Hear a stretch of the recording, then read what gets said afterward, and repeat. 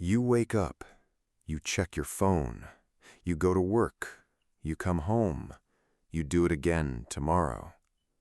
Nothing is wrong, nothing is broken, and yet something feels hollow. You have more comfort than any human who has ever lived. You have more food, more safety, more entertainment, more choice. But the real answer for why you feel empty is far stranger than stress or burnout. It has almost nothing to do with your job, your city, or your phone. It has to do with a mismatch buried deep in your skull. For most of human history, meaning was not something you searched for. It was something you could not avoid. Every day required something from you. Find food or go hungry, protect the group or lose it, raise the child or the child dies. There was no gap between effort and consequence. You did the thing and the thing mattered, immediately and obviously. Anthropologist Marshall Salins studied hunter-gatherer societies and found something that surprised almost everyone who read it. These groups, often assumed to live in constant desperate struggle, actually worked far fewer hours than modern people do, sometimes only a few hours a day. The rest of the time was spent on relationships, ritual, storytelling, rest. Here is the strange part. They were not searching for meaning either. They were too busy living inside it. Meaning, it turns out, is not a feeling you chase. It is a byproduct. It shows up when your actions are connected to real consequences, real people, real needs. Take that connection away, and the byproduct disappears too, even if you replace it with comfort. This is your mismatch. Your brain evolved for a world of direct consequence. You live in a world of abstraction. Think about your actual day. You send an email. Does it matter? Maybe. You'll probably never know for certain. You complete a task at work that feeds into a system so large you cannot see its edges. Your effort disappears into a machine with no visible output. Psychologist Roy Baumeister, who spent decades studying meaning and motivation, found that humans do not primarily need happiness to feel their life matters.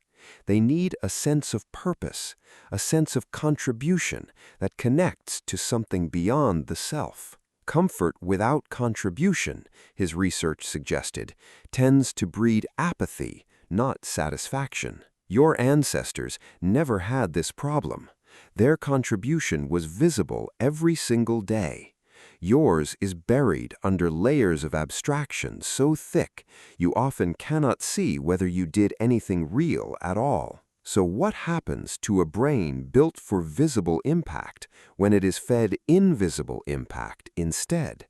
It gets restless. It gets anxious for no clear reason. It starts asking a question it was never designed to ask. What is the point? Here is where it gets stranger still. The philosopher and psychiatrist Viktor Frankl, who survived years in Nazi concentration camps, noticed something unexpected among the prisoners around him. The ones most likely to survive were not always the physically strongest. They were often the ones who held on to some form of purpose, however small. A person to return to, a task left unfinished, a reason connected to something outside themselves. Frankl later argued that humans are not driven primarily by pleasure and not primarily by power, but by meaning. Remove meaning, he suggested, and even comfort collapses into despair. Add meaning, and even suffering becomes survivable. Now look at modern life again. You have removed almost all suffering, but you have also, without noticing, removed most of the direct meaning that used to come attached to daily effort. You did not choose this trade. It happened gradually, over generations, as work moved indoors, as food arrived through supply chains instead of your own hands, as community shrank from a tribe of 150 people who depended on you to a handful of contacts who mostly do not. Sociologist Emile Durkheim, writing over a century ago, described a condition he called anomie, a state where the old rules, the old roles, the old sense of belonging to something larger than yourself quietly dissolve. He was writing about industrialization. He could have been writing about your inbox. Durkheim found that societies experiencing rapid social change, even ones becoming wealthier and more comfortable, often saw rises in despair. Not because life got objectively worse, because the invisible threads connecting individual effort to collective purpose got cut. You are living downstream of that cut. Here's the twist, though. This is not a story about how modern life is broken and ancient life was perfect. Ancient life was brutal in ways you wouldn't survive a single week of. Disease, violence, early death, no anesthetic, no antibiotics. Nobody is asking you to give any of that back. The twist is smaller and more useful than that. Meaning was never about how hard your life is. It was about how visible your impact is. Ancient humans did not have easier lives. They had more legible ones.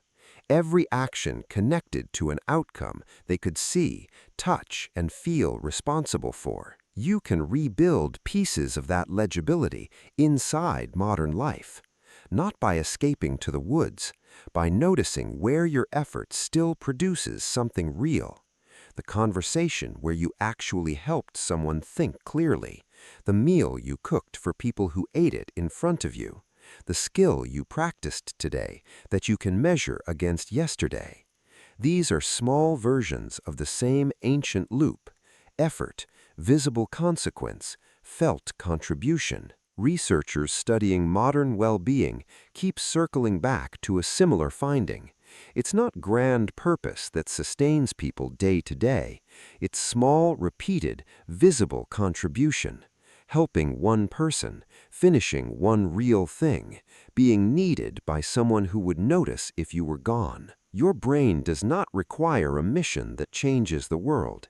It requires proof, regularly, that what you do connects to someone or something beyond yourself. So the question was never really why modern life feels meaningless. The real question is quieter than that.